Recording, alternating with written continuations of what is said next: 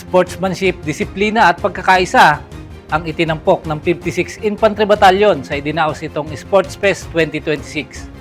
Kasabay ng pakikiisa sa pagunita ng International Humanitarian Law Month. Narito ang ulat ni Joseph Montier.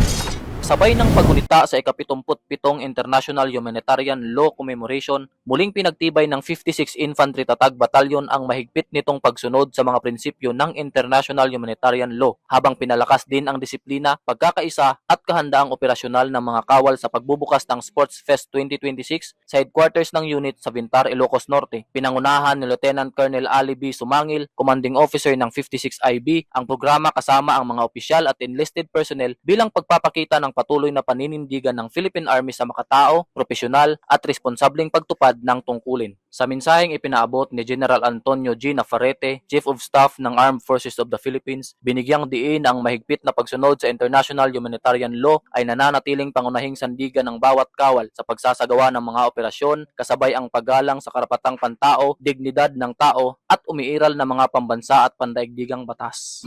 As we begin this week with the reverent tradition of our flag raising ceremony, we are reminded of the values that unite us as one, AFP.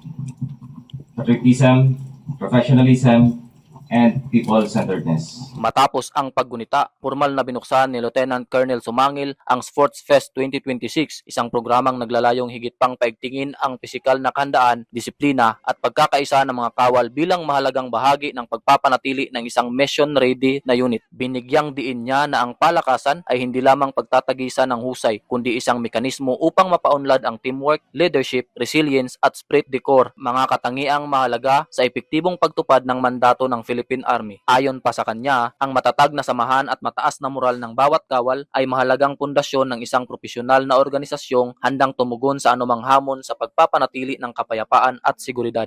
Sa pagpapatibay ng kultura ng paggalang sa International Humanitarian Law at sa patuloy na pagpapaunlad ng kakayahan at kapakanan ng mga kawal, isinusulong ng 56 IB ang isang disiplinado, profesional at mataas ang antas ng kahandaan na nananatiling tapat sa tungkulin at mapagkakatiwala ang katuwang ng mamamayan sa pagsusulong ng pambansang kapayapaan at seguridad. Mula rito sa Ilocos Norte, ako si Joseph Monterde, ang inyong pamilyang kaugnay para sa matatag na hukbong katihan ng Pilipinas.